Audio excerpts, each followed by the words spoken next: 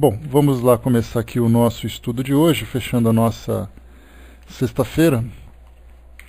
Torçamos para que não tenhamos nenhum problema técnico, como aconteceu ontem, né? Então hoje a gente vai torcer para dar tudo certo. O nosso estudo de hoje é no nosso livro Fonte Viva, é o texto número 65, Não te enganes. E aqui é a reflexão que Emmanuel nos proporciona, ela é extremamente valiosa na forma como nós observamos as atividades, as ações das pessoas à nossa volta e na forma como nós individualmente e as pessoas individualmente se observam nas atividades do dia a dia nessa prática do Evangelho. Então a gente vai fazer aqui a leitura inicial dessa mensagem, nas cartas de Paulo, no segundo livro aos Coríntios, capítulo 10, versículo 7. Ele diz assim para nós: olhai para as coisas segundo as aparências. Se alguém confia de si mesmo que é do Cristo, pense outra vez isso consigo, que assim como ele é do Cristo, também nós do Cristo somos. E aqui, antes da gente começar a leitura do nosso texto, trata exatamente disso, que muitas vezes nós, através da fé que praticamos, através dessa paixão que nós sentimos pela doutrina que nós abraçamos, e quando falamos nós, nós pensamos em nós de um modo geral, em cristãos, como um todo, já que tratamos aqui dos ensinamentos do Cristo, mas poderíamos estender isso para todas as escolas, sem nenhum tipo de restrição, sem nenhum tipo de preconceito. Mas nós observamos então a nossa fé, observamos esse sentimento tão caloroso que nós sentimos, e aí então nos vemos como privilegiados, de que nós ainda nos vemos como os eleitos, como aqueles que foram escolhidos, aqueles que serão salvos, enquanto que outros se encontram numa escala menor, ainda distantes do patamar onde nós nos encontramos. Isso naturalmente tem aquele toque de orgulho, mas Paulo chama atenção aqui nessa carta exatamente pela experiência que ele vivia quando fazia o seu trabalho de divulgação e implantação do cristianismo entre aqueles povos que ele visitava no Oriente Médio, naquele leste europeu, chegando até mesmo na Europa Central e tudo mais. E aí então era muitas vezes criticado, porque ele se encontrava distante dos pontos onde ele incentivava a prática do cristianismo, e aqueles que eram praticantes do cristianismo naquele local o criticavam exatamente disso, como é que ele pode se sentir tão importante diante do trabalho de continuação dos ensinamentos cristãos, sendo que outros praticavam aquilo diretamente.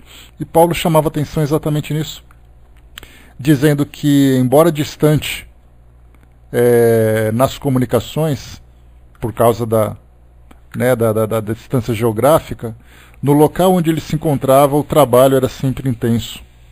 Então que nós não nos enganássemos com as aparências, achando que nós somos especiais por aquilo que nós fazemos, nos esquecendo de tudo aquilo que os outros também fazem, muitas vezes mais, porém com mais discrição.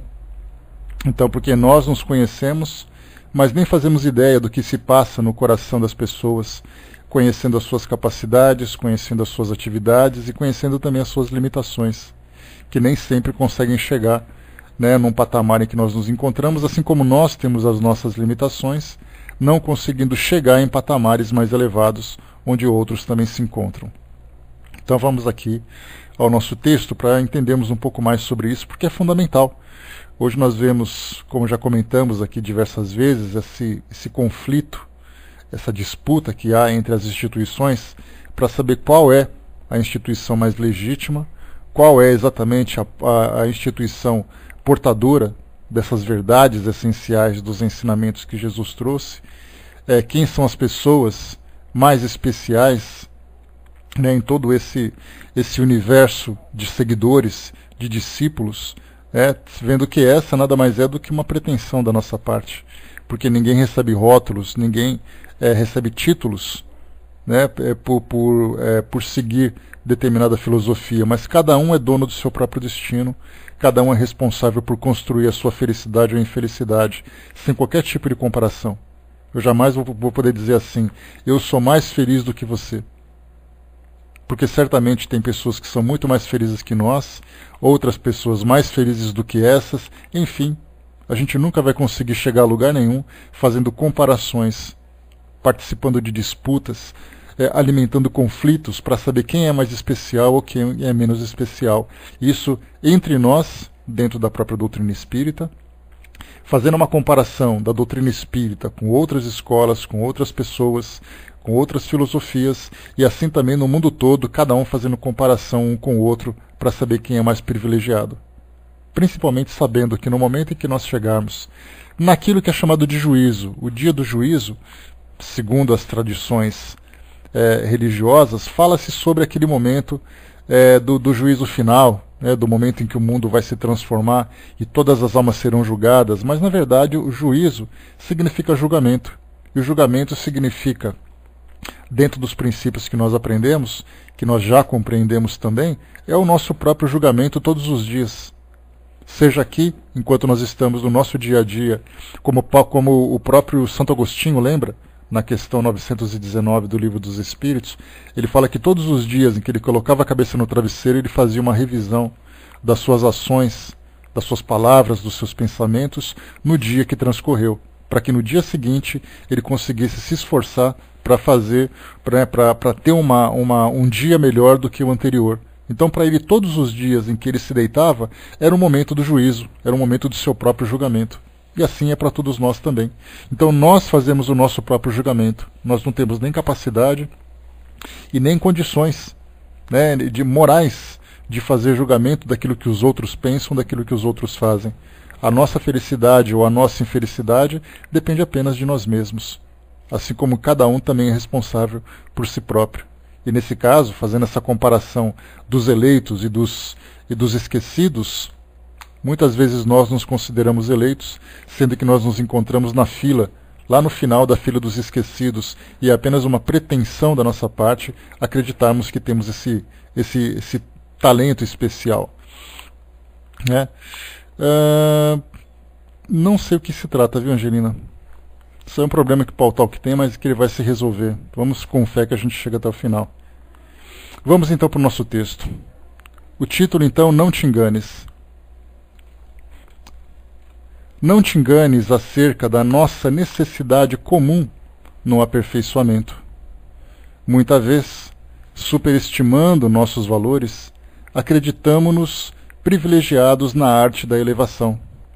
E em tais circunstâncias costumamos esquecer impensadamente que outros estão fazendo pelo bem muito mais do que nós mesmos.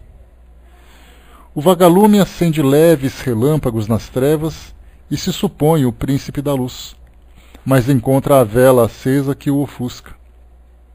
A vela empavona-se sobre um móvel doméstico e se presume no trono absoluto da claridade.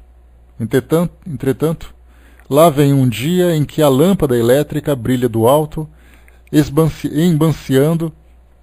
embanciando-lhe a chama. A lâmpada, a seu turno, ensoberbece-se na praça pública, mas o sol, cada manhã, resplandece no firmamento, clareando toda a terra e empalidecendo todas as luzes planetárias, grandes e pequenas.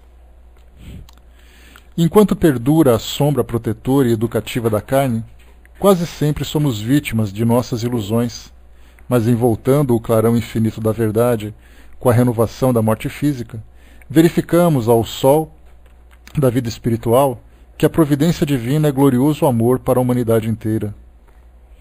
Não troques a realidade pelas aparências.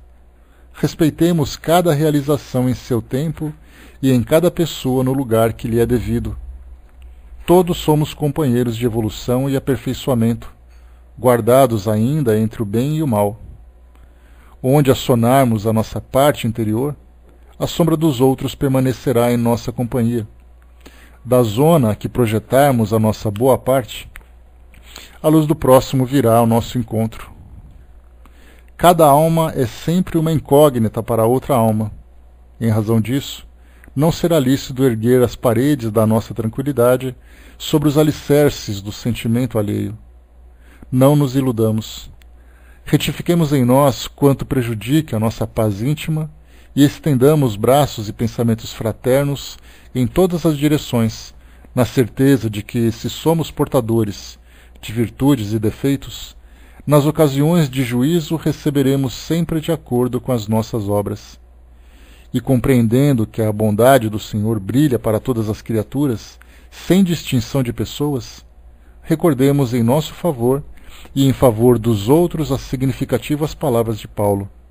Se alguém confia de si mesmo que é do Cristo, pense outra vez isso consigo, porque tanto quanto esse alguém é do Cristo, também nós do Cristo somos. Então essa é a mensagem que aprofunda esse pensamento, essa passagem de Paulo.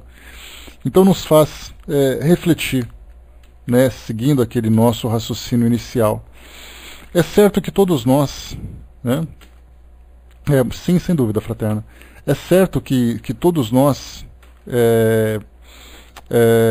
temos um potencial de grandes realizações. Aí a gente pensa assim, bom, o potencial do trabalho todos nós temos. O potencial do trabalho com o pensamento direcionado ao bem comum, ele já se torna um pouco mais raro. Porque quando a gente pensa em trabalho direcionado ao bem comum, a gente sempre pensa num trabalho de caridade, num trabalho voluntário, em que nós nos aproximamos, com o qual nós nos comprometemos. Mas, na verdade, em qualquer atividade que eu faça, se eu estiver fazendo uma atividade doméstica, se eu estiver realizando uma atividade profissional, se eu estiver realizando um trabalho no meio acadêmico onde eu me encontro, em qualquer lugar onde eu esteja, quando o meu pensamento está voltado para o bem, aquele trabalho é sempre construtivo. Porém, se por acaso eu tenho alguma motivação extra que me leva a fazer um trabalho, como por exemplo uma obrigação, ou um salário, ou um compromisso que eu assumi, eu sempre vou ter essa motivação em primeiro plano e o trabalho realizado em segundo plano. Porque significa que, se por acaso alguém deixar de me pagar aquilo que eu quero, ou se eu não tiver obrigação para fazer, eu não faço. Por isso, então, a gente sempre tem esse estímulo aqui do nosso mundo material, seja ele um estímulo moral, seja um estímulo financeiro, material, uma recompensa de um modo geral, a gente sempre vai ter isso para nos estimular. Se essa recompensa deixar de existir, o nosso trabalho simplesmente cessa. Então, obviamente, a gente tem que pensar, existem situações em que naturalmente eu sou recompensado por aquilo que eu faço. Mas se o meu pensamento estiver voltado por uma motivação mais construtiva, sabendo que o trabalho que eu faço na minha empresa não apenas vai me trazer a recompensa, que vai me dar o sustento, mas também vai proporcionar a outras pessoas que trabalham comigo uma condição melhor de trabalho, aquele público que eu vou atender, aquela pessoa a quem eu vou prestar aquela assistência, certamente ela vai ser recompensada. Então a gente começa a pensar naquilo que a gente faz. E muitas vezes não valoriza cada um desses pontos. Então eu faço por obrigação, então não faço nada. Algumas pessoas dizem assim, olha, eu não trabalho em nenhum instituto de caridade, eu não trabalho em nenhum centro espírita, porque eu não tenho tempo e realmente não tenho, ou eu não tenho condições, qualquer coisa do gênero, e a gente não valoriza aquilo que se faz. Sendo que todos os dias é um dia, são dias de fazermos um trabalho construtivo. Porque aquilo que nós fazemos com essa motivação de pensar no bem comum é para nós um exercício profundo de grande transformação moral. Porque se eu trabalho no automatismo da recompensa, significa que eu não me transformei em nada. Eu trabalhei, ganhei a minha recompensa e ficamos nesse equilíbrio. Agora, se por acaso eu começo a pensar, bom, tudo aquilo que eu tenho que fazer, tudo aquilo que eu tenho que realizar, vai refletir sobre as pessoas à minha volta, sobre o mundo à minha volta, sem dúvida nenhuma, eu vou conseguir me transformar. Porque eu vou pensar nas pessoas, eu vou pensar em promover essa transformação. Agora, normalmente nós, principalmente no ambiente espírita, ou as pessoas que vivenciam a prática cristã de verdade, não tem uma pergunta, tem um subtítulo inteiro sobre o trabalho, a lei do trabalho, lá nas leis morais, na terceira parte. Então ele fala muito sobre isso, não é só apenas uma pergunta. Então, quando a gente fala sobre os trabalhos que são realizados dentro desse ambiente espiritual, principalmente, ou dentro de uma filosofia assistencial que alguém siga, porque eu posso praticar um trabalho de caridade sem estar necessariamente vinculado a nenhum tipo de instituição, nenhum tipo de associação. Então eu faço porque eu gosto, eu presto aquele serviço porque eu quero e não tem problema nenhum. Mas de um modo geral, quando nós estamos envolvidos nesses trabalhos, a gente sempre tem como ponto principal que a caridade, o amor ao próximo é fundamental. Para nós que somos espíritas, aquela máxima que diz que fora da caridade não há salvação é para nós uma grande inspiração. Para aqueles que são cristãos de modo geral, o ensinamento do Cristo, envolvendo a nós inclusive, diz que devemos amar ao próximo como a nós mesmos. Então nós simplesmente colocamos em prática esse pensamento e vivemos o exercício da caridade constantemente no nosso dia a dia. E isso, sem dúvida nenhuma, provoca em nós uma certa excitação, nos coloca numa certa condição de elevação, de pensarmos assim que eu estou trabalhando naquilo tudo, eu faço aquele trabalho e eu estou garantindo o meu futuro mais feliz, o meu futuro espiritual mais equilibrado, o meu futuro espiritual mais elevado. Aí eu penso assim, quantas horas por dia eu me dedico a um trabalho de autodoação, que talvez seja essa a melhor definição que nós podemos falar sobre caridade. Porque a caridade, quando a gente pensa, o nome normal dela é você doar alguma coisa para alguém. Você doa a comida, você doa o dinheiro, você doa a roupa, você pode fazer doações materiais de todas as ordens. Mas quando você faz a caridade verdadeira, o primeiro ponto é você doar a si mesmo. E através dessa minha autodoação, ela pode se refletir através daquilo que eu proporciono materialmente para quem precisa, quando a necessidade é aquela. Se a necessidade não é material, é uma necessidade de moral, de trabalho, de palavra, de ideia, de sentimento, essa doação também faz parte daquilo que eu vivencio. Então, por isso, nós sempre pensamos assim, que nós trabalhamos em prol das pessoas e aí estamos, então, promovendo a nossa elevação. E então nós estamos nos garantindo. E isso, infelizmente, acaba estimulando em nós aquele certo orgulho de nos acharmos especiais por aquilo que nós fazemos. A gente via isso quando tinha aquele trabalho que o Chico realizava. Muita gente pensava assim, nossa, mas o Chico Xavier é um santo.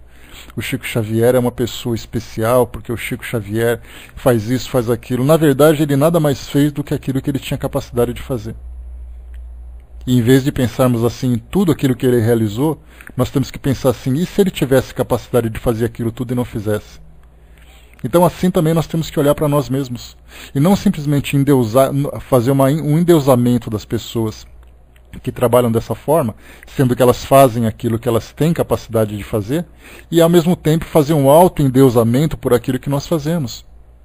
Nossa, mas eu sou o máximo porque eu faço esse tipo de trabalho. Se você tivesse capacidade e não fizesse isso, você ia se transformar no que exatamente? Então nós fazemos aquilo que cabe a nós. Só que nem todos têm o potencial que nós temos. Seja não tem o potencial tão limitado como nós temos, podendo fazer muito mais, e nem sempre tem o potencial de fazer o que nós fazemos, porque infelizmente trazem restrições que os impedem de fazer isso. Seja uma restrição moral, seja uma restrição intelectual, material, não importa qual seja. Então, na verdade, nós não podemos sempre nos pensar assim, eu me encontro no patamar daqueles que são especiais, e está cheio de gente pelo mundo afora que não chega nem aos pés daquilo que eu vivo. Aí a gente começa a fazer uma conta, não, eu sou especial porque eu frequento meu centro espírita uma vez por semana durante 1 hora. Eu frequento uma instituição 2, 3 vezes por semana durante tantas horas. Muitas vezes eu vivo todos os dias num trabalho em que eu me faço essa autodoação. E na verdade não faz mais do que obrigação. Como a Anmira lembrou, não é um prodígio, é um compromisso. Então, na verdade, aquele que é muito dado, muito será cobrado. Esse ensinamento foi trazido lá por Jesus e foi reforçado por André Luiz. Então, o potencial que nós temos sempre nos dá condições de grandes realizações. Grandes realizações dentro da nossa condição. Porque esse grande é muito relativo. Às vezes nós temos pessoas que assumem compromissos com grandes trabalhos e realmente se destacam por isso, mas são pessoas extremamente orgulhosas, egoístas e fazem isso apenas para autopromoção. Ao mesmo tempo que nós realizamos pequenas tarefas, coisas simples, mas nós damos o máximo, que é mais ou menos aquilo que aparece naquela passagem do óbolo da viúva. O óbolo, a gente lembra, significa esmola. Então é uma passagem que Jesus conta falando da esmola da viúva. O que significa isso? Que muitas pessoas faziam grandes doações nos templos, demonstrando o sentimento caritativo, mas essas fortunas que eles ofereciam era aquilo que sobrava. Então, na verdade, não faziam nenhum sacrifício. Pegavam um pouquinho daquele trocado que tinham sobrando, colocava ali para poder dar esmola para os pobres e se sentia muito bem por isso. Enquanto que a viúva, que passava necessidades e tudo mais, tirava um pouquinho daquilo que possuía para poder fazer a doação. E isso tinha muito mais valor. Porque materialmente, sem dúvida nenhuma, a doação daqueles que faziam muito, que doavam muito, era importante. Porque material, né, a César o que é de César, a gente lembra. Então, para você realizar grandes obras que têm grandes custos, há necessidade de grandes recursos. Mas quando a gente fala moralmente, o que conta nesse caso é o sacrifício. Né? Na verdade, Nando, a gente lembra sempre, eu sempre falo para vocês, né, quando a gente começa a fazer citações de nomes, de instituições, a gente acaba generalizando. Porque a gente lembra assim, como eu falei para vocês, que houve um tempo no passado, naquela época da Idade Média, né, eu sempre reforço isso porque é fundamental, nós tínhamos aqueles religiosos, aqueles sacerdotes, que participavam dos julgamentos, participavam das perseguições, participavam inclusive das execuções que eram realizadas pela Inquisição. E aquelas pessoas faziam porque elas acreditavam que aquilo era verdadeiro. Elas não faziam por maldade. Então elas simplesmente faziam aquilo com a certeza de que estavam fazendo o bem, divulgando os ensinamentos que aprenderam a fazer. Quando nós pegamos instituições, pegamos pessoas, lideranças, que agem de uma forma equivocada, muitos deles fazem certo, pedem essas doações para um propósito correto, para um propósito certo. Né? Agora, quando nós pegamos aquelas pessoas que fazem isso premeditadamente, esses aí cabem às suas próprias consciências. Né? Então, mas nesse caso, é o que eu estou falando para você, muitos desses que pedem essas doações fazem com a certeza de que aqueles recursos serão direcionados para o lugar certo. Então a gente sempre pensa assim naquilo que é importante, né, daquilo que é o correto de fazer. Aquilo que está errado, aí vai ser o julgamento das leis dos homens, das leis morais que Deus mesmo os impôs para todos nós. Né? Então, assim, muitas dessas ideias que são passadas, nós já tivemos também escândalos dentro do próprio meio espírita, em que faziam pedidos de doações e isso acabava promovendo individualmente cada pessoa. Então, na verdade, né, quando nós falamos de seres humanos na condição moral em que nós nos encontramos, nós vamos encontrar esses desvios de caráter. Mas esses desvios de caráter são resultado da ignorância ainda com relação a essas leis. Né? Deus nos julga pelas nossas intenções e naturalmente pelas nossas realizações. Se eu faço uma coisa correta e aqueles que são responsáveis pelo meu trabalho fazem aquilo que é errado, aí um problema é com eles. Se eu sou conivente com aquilo que eles fazem, então é um problema nosso. Né? Então, na verdade, nós temos sempre que pensar naquilo que é feito de uma forma correta, porque a gente sabe que o que é errado é errado. Nós não precisamos, por exemplo, ficar analisando qual é o mais errado, qual é o menos errado. Né? O erro é sempre erro. E o erro ele pode vir de uma forma ingênua ou vir de uma forma premeditada. É aí que está o grande peso da questão. Né? Então, sem dúvida nenhuma, nós pensamos dessa forma. Aquelas pessoas que fazem doações nas instituições religiosas, a grande maioria faz com muita vontade de fazer o certo, com muita fé naquilo que faz. Aqueles que recebem, também muitos recebem com muita fé, mas existem aqueles que desviam, né, os recursos, e esses são os responsáveis, então, pelo erro da instituição. Então, generalizar assim acaba sendo equivocado, porque são milhares de pessoas que seguem essas instituições, e aí seria generalizar dizendo que todos eles erram. Na verdade, são poucos que erram, mas são os poucos que estão na liderança e por isso o escândalo é maior. Né? A Cindizinha colocou, né, como os muçulmanos hoje que se auto-exterminam, crendo que estão fazendo um sacrifício em nome de Alá. Nós temos crianças hoje, Cindizinha, nós vemos, por exemplo, na televisão, crianças de 8, 9 anos de idade usando roupas caracterizadas de homens-bomba, porque são os heróis deles. Assim como nós vemos hoje crianças nas comunidades, onde infelizmente tem a grande influência de traficantes, de grupos de extermínio e tudo mais, essas crianças idolatram essas pessoas. Esses são os seus heróis. E como é que nós podemos dizer que uma criança que carrega uma arma tem discernimento do que está fazendo? Uma criança de 8 anos de idade segurando uma pistola, será que ela tem noção do que é a vida e a morte, do que é o problema que ela vai causar, qual é a extensão do que ela vai fazer? Então a gente vê que cada um tem o seu grau de adiantamento. E da mesma forma, através desse grau de adiantamento, nós temos também ali o grau de entendimento e o grau moral que cada um tem. Né? A mesma coisa também, Filomena, né? Os adultos que acabaram induzindo essas crianças a usarem, também não, eles entendem simplesmente que eles precisam fazer aquilo porque a sobrevivência depende daquilo. É o modo como eles sabem viver. Para nós é muito difícil aceitar essa ideia da elevação, porque nós queremos fazer a justiça imediata. E a gente viu recentemente o que acontece quando se quer fazer justiça com as próprias mãos sem ter discernimento do que está fazendo. A gente sempre ultrapassa aquele limite, esse ponto. Então todos aqueles, né, porque quando a gente fala sobre maturidade moral, a gente não fala sobre a maturidade biológica, se ele é uma criança, se ele é um adolescente, se ele é um adulto, se ele é um idoso. A maturidade moral, ela independe da maturidade biológica. É o espírito que é moralizado ou não. A maturidade biológica, naturalmente, vai permitir uma compreensão melhor pelo fato de ele se desenvolver psicologicamente no meio onde ele se encontra. Mas os valores que ele tem, é o espírito que adquire. Então, assim como os erros e os acertos dependem dessa elevação, a intensidade do trabalho, o tamanho do trabalho também depende disso.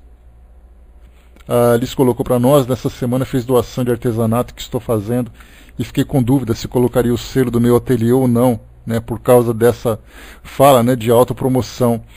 Porque é aquela história, né, o que me motiva exatamente a fazer essa doação? Vai com Deus, Mira, bom trabalho. O que me estimula exatamente a fazer essa doação? Né, será que essa propaganda vai fazer? Ao mesmo tempo, você não tem o direito de divulgar o seu trabalho? Então tudo isso deve ser considerado também. O que vale, na verdade, é a intenção com que você faz. A Cindizinha colocou, né, eles não pensam em tirar a própria vida, né, não tem intenção. Acho que daí vem os atenuantes da lei divina. Porque, como Kardec colocou, eu também não vejo problema nenhum. Né, também não. Você fez o trabalho e você colocou seu nome no trabalho. Você não está fazendo isso porque só faltava, né? Aquele que tenta fazer propaganda para as pessoas que não têm dinheiro para comprar acaba sendo até um contrassenso, né? Então, assim, nada mais justo do que você divulgar o trabalho que você faz, sim. Então, quando a gente pensa sobre essa questão dos atenuantes da lei divina que a gente estava falando, Kardec colocou uma questão no Livro dos Espíritos que a gente chegou a conversar certa vez, e ele perguntava assim, né, quem tem mais responsabilidade sobre um ato equivocado? Aquele que é um canibal numa tribo primitiva ou aquele que é um advogado que tem esclarecimento? A gente pensa que o canibal é aquele que assassina, aquele que se alimenta da carne do seu semelhante, é uma coisa que para a nossa sociedade hoje é algo repugnante. Mas para aquela sociedade é algo natural, que infelizmente elas vêm cada vez mais se extinguindo, né? Mas eles fazem isso por tradição. As crianças aprendem a fazer isso. Agora, quando você fala de um advogado que tem conhecimento intelectual mais elevado, vive numa sociedade estruturada que tem os seus valores e tal, quando ele age de uma forma equivocada, ele tem muito maior responsabilidade, maior peso sobre aquilo que ele faz. Então, os atenuantes e os agravantes dependem exatamente disso, do esclarecimento que você tem, né, da ignorância que você traz. Então, quando nós falamos sobre o trabalho, porque esse é o tema que a gente fala, né? Quando você fala sobre o trabalho que você realiza, né, o trabalho que você promove, é um trabalho que pertence a você. E aí você vai se analisar se poderia ter feito melhor ou não. Porque muitas vezes a gente pensa assim, olha, eu fiz esse trabalho e o outro não fez um trabalho bem feito. Mas acontece que o problema não é o outro. O problema do outro, a menos que o que ele faça atrapalhe o trabalho de todo mundo e você faça parte de um grupo em que você tem que tomar providências para que, né, aquela pessoa seja substituída por não ter capacidade de realizar aquilo. Mas moralmente falando, eu tenho que me preocupar com aquilo que eu faço, porque muitas vezes eu poderia fazer 10, eu faço 2 e me acho especial, como foi colocado no texto que a gente leu. Eu me acho vagalume. Naquela noite escura, o vagalume brilhando, ele sai todo feliz da vida lá, o Pirilampo, né, como é o nome que ele é conhecido também, ele sai feliz da vida dizendo, olha só como eu estou iluminando aqui o ambiente escuro. Aí aparece a vela, depois aparece a lâmpada e depois aparece o sol. E o vagalume fica completamente anônimo, completamente incógnito, diante daquilo que ele se achava tão especial de fazer. Armando lembrou aqui também, nesse fato, entra os que dizem que Kardec era racista pelo fato dos negros serem inferiores espiritualmente, né? Essa cultura, né, que a gente já conversou sobre isso também, é uma questão temporal, uma questão cultural, que se via naquela época, né, quando se falava realmente dos negros que acabavam vivendo como escravos, ao mesmo tempo como os asiáticos, principalmente os chineses, também não eram bem vistos pela sociedade ocidental, exatamente porque saíam dos seus países para poder viver, arrumar emprego em outros locais. Então, assim como todo imigrante que chega no teu ambiente para poder tirar o seu espaço, ele é mal visto. Então é tudo uma questão cultural. E, nesse caso, nesse tipo de julgamento, Armando, é uma questão de pura ignorância e grande preconceito também, porque, na verdade, desejam atacar a doutrina espírita e não atacar, né, não criticar o pensamento de Kardec naquela época. Né? Então, para isso tudo, né, que a gente acaba lembrando, e o principal desse nosso estudo de hoje, é que muitas vezes a gente pensa, deixa eu pegar aqui de novo o trecho da passagem de Paulo, quando ele diz para nós assim, né? Bom dia, pessoal que chegou. Deixa eu pegar aqui rapidamente. Tá aqui. Então, mais uma vez, olhais para as coisas segundo as aparências. Se alguém confia de si mesmo que é do Cristo, pense outra vez isto contigo, que assim como ele é do Cristo, também nós do Cristo somos. Então, quando eu penso assim, olha, eu sou especial porque eu vou para a igreja, porque eu vou para o centro espírita, porque eu faço caridade. Tá, mas você é especial diante de quem exatamente? A não ser diante de si mesmo. É você que se acha especial. E por que os outros não são também tão especiais quanto você?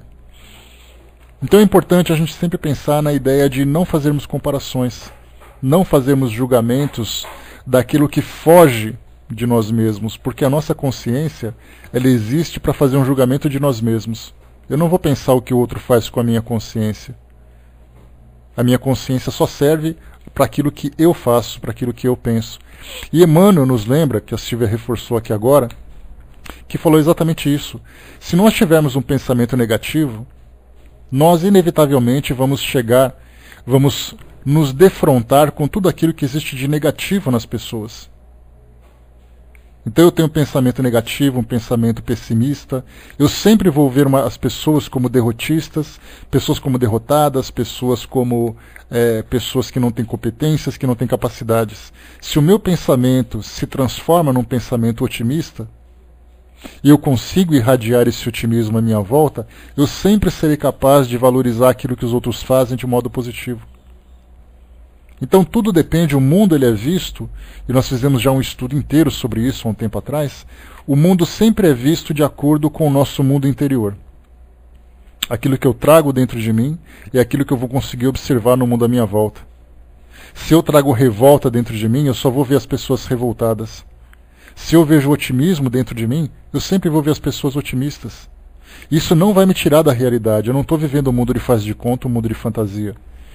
Porque a gente pensa assim, mas você está sendo muito otimista vendo o problema que a sociedade está vivendo. Na verdade, quando você tem o olhar otimista, você procura soluções para resolver o problema da sociedade. Enquanto que você tem um pensamento negativo, um pensamento pessimista, você acaba sempre vendo as revoltas, os problemas que as pessoas enfrentam sem se mobilizar para poder transformar isso. Então nós sempre olhamos o mundo a partir da nossa ótica, a partir da nossa visão íntima. Nós refletimos sobre o mundo aquilo que nós trazemos no nosso mundo interior. Então é importante nós fazermos sempre um exercício, porque isso acaba vindo como reflexo. Não é simplesmente uma questão de eu vejo o mundo dessa forma porque eu quero, e eu vou parar de ver o mundo dessa forma porque eu quero. Assim como nós temos aquela passagem trazida pelo Espírito Verdade que diz para nós que o verdadeiro espírita é aquele que se esforça para conter as suas más inclinações, ou seja, é aquele que se esforça para diminuir aqueles pontos negativos que traz dentro de si mesmo. Então, quando nós nos esforçamos, já é um começo. Então não é simplesmente uma questão de desejar ou não desejar. Não existe uma chave dentro de nós dizendo liga e desliga. É um trabalho de reconstrução. E por isso aquela expressão que nós utilizamos quando se fala em reforma íntima, nós falamos exatamente isso. A reforma, ela é demorada. Existe destruição de conceitos, existe reconstrução, existe substituição de valores, existe mudança de pensamento. Tudo isso é um processo que é longo, é um processo que é demorado e exige de nós um esforço quase sobre-humano. E por que quase sobre-humano? Porque instintivamente nós somos sempre impulsionados a agir dessa forma reflexa. Agimos de acordo com o nosso instinto. E o nosso instinto diz: nós somos mais importantes do que todo mundo. Ou seja, o meu instinto diz que eu sou mais importante que todos vocês. E o instinto de vocês diz que vocês individualmente são mais importantes do que todo mundo. E que o mundo deve girar de acordo com a nossa vontade e que o mundo deve nos servir individualmente de acordo com as nossas necessidades. Instintivamente nos leva a essa condição de sobrevivência e de bem-estar, fazendo com que tudo à nossa volta seja do jeito que nós queremos. Só que, na verdade, quando nós começamos a evoluir, nós percebemos que todos nós buscamos o mesmo espaço. E há a necessidade de compartilharmos a nossa inteligência, os nossos valores, as nossas ações em benefício do bem comum. E isso vai contra os nossos instintos. Claro que já estamos numa condição muito mais avançada do que naquela fase inicial, em que nós matávamos e morríamos por nada, simplesmente por uma vontade de realizar alguma coisa pessoal. Se alguém me incomoda, eu tiro essa pessoa do meu caminho desaparecendo com ela. Hoje nós temos valores que dizem que isso é errado. A nossa sociedade já conseguiu estabelecer leis que punem aqueles que agem dessa forma. Então a nossa consciência vai evoluindo. Mas nós podemos pensar o quão distantes ainda nós estamos dessa realidade. Daquela realidade da compreensão universal, da autodoação incondicional, da forma como, por exemplo, Jesus trouxe para nós. Então tudo isso que nós vemos hoje, todos esses ensinamentos, são peças que vão se encaixando, montando esse grande mecanismo que nos promove moralmente, que nos eleva moralmente, nos eleva espiritualmente. Então nenhum de nós tem ainda uma máquina perfeita, mas a nossa máquina vai sendo montada gradativamente. Cada valor que nós conquistamos é para nós uma grande conquista. Cada valor que nós conquistamos é para nós mais um grau de conhecimento que nós alcançamos. Por isso não tenhamos pressa nesse processo de nos cobrarmos, de vivermos pressionados o tempo todo. Mas é importante que nós tenhamos sempre uma motivação a mais para trabalharmos, para crescermos, para mudarmos a nossa visão. Cada vez que nós olharmos para a televisão, assistimos a um programa e percebemos que existe aquela visão negativa, porque na verdade a gente lembra que a televisão, por exemplo, que invade nossas casas e nos traz informação do mundo à nossa volta, ela depende do quê? Do sensacionalismo. Ela depende da intensidade das matérias que são transmitidas. Então, naturalmente, nós veremos ali, de 10 matérias, teremos 9 que mostram problemas da nossa sociedade, alguns problemas mais amenos, alguns problemas mais graves, e apenas um que nos traz aquele alívio de dizer que propaganda bonita, que comercial, ou que reportagem interessante, que reportagem agradável, eu fiquei feliz de ver essa reportagem. Quando nós desligamos os nossos telejornais, nós nos perguntamos assim: qual matéria exatamente nos deixou feliz naquele momento? Naquela 1 hora, naqueles 30 minutos em que nós estivemos ali. Nós veremos que são muito poucas. Porque o sistema da nossa sociedade faz com que essas matérias nos chamem a atenção. Então, se nós ficarmos assistindo a esses programas, ficarmos olhando aquilo que acontece à nossa volta e ficarmos alimentando cada vez mais esse nosso sentimento de negativismo, de pessimismo, certamente nós vamos nos atrasar muito mais. Se nós observarmos que os problemas são enfrentados, entendemos as causas e tentarmos pensar, tentarmos agir dentro das nossas possibilidades para aquilo que puder resolver aquele problema, nós já estamos exercitando esse positivismo dentro de nós. E esse positivismo diante da sociedade reflete também nas pessoas. Ver que todas as pessoas são boas dentro daquilo que elas podem fazer, elas estão se esforçando para serem felizes também, fazem o seu trabalho da forma que têm condições de fazer. Podem não conseguir, porque a gente pode olhar a nossa sociedade, como eu costumo fazer essas comparações, como se fosse uma sala de aula de uma escola. Você tem alunos que tiram notas que são altas sem muito esforço. Nós temos alunos que tiram notas altas fazendo muito esforço. Tem alunos que se esforçam absurdamente e não conseguem. E tem outros que são preguiçosos. Então nós temos ali variações das mais diversas, das mais intensas dentro desse pequeno universo. E isso se reflete também dentro da nossa família, no nosso trabalho, na nossa sociedade. Então nós precisamos compreender que todos ali são assistidos pelo mesmo pensamento divino. Todos ali estão acompanhados por esse mesmo Deus. Todos ali têm os companheiros espirituais de que são dignos de receberem. Todos ali estão trabalhando para poder alcançar esse mesmo destino. Só que muitos deles não sabem como fazer. Muitos de nós não sabemos como fazer. Mas cada vez que nós vamos aprendendo, essa nossa visão, essa nossa compreensão vai se ampliando. Então é importante sempre observarmos, não importa que religião aquela pessoa seja, não importa qual a sua raça, não importa qual a sua condição social, ela se encontra num ambiente que oferece para ela as mesmas condições que eu recebo. Naturalmente que eu vou trabalhar as minhas condições de um modo diferente dela, de acordo com as minhas capacidades. Mas o fato de estarmos nesse mundo nos coloca todos no mesmo barco. Todos nós estamos remando na mesma direção. Só que cada um tem mais conhecimento e outros têm menos conhecimento. Mas certamente o timoneiro desse barco é sempre Jesus. É sempre a mesma personalidade que dirige todos nós. Então, nos vejamos com essa semelhança, nos vejamos com essa igualdade, nos vejamos com esse mesmo equilíbrio.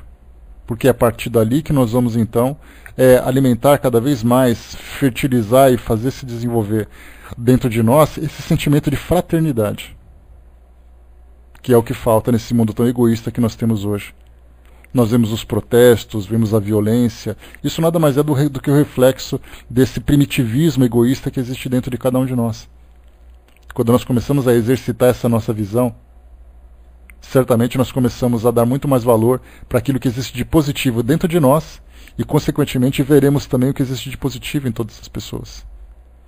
Então essa é a mensagem de hoje, pessoal. A mensagem intitulada Não Te Enganes.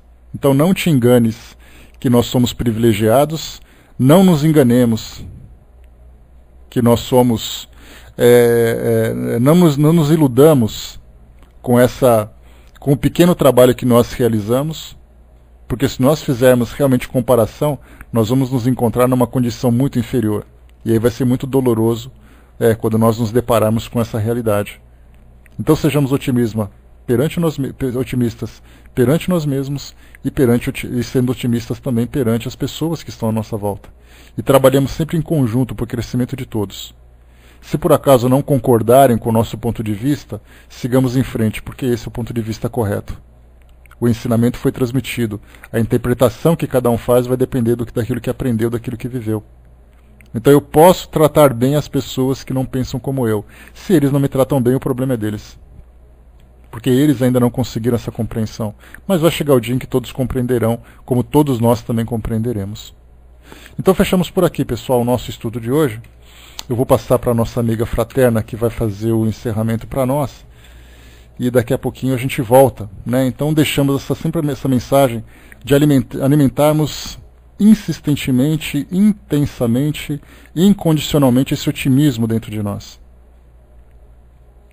Porque se virmos o mundo com pessimismo, significa que nós estamos nos intoxicando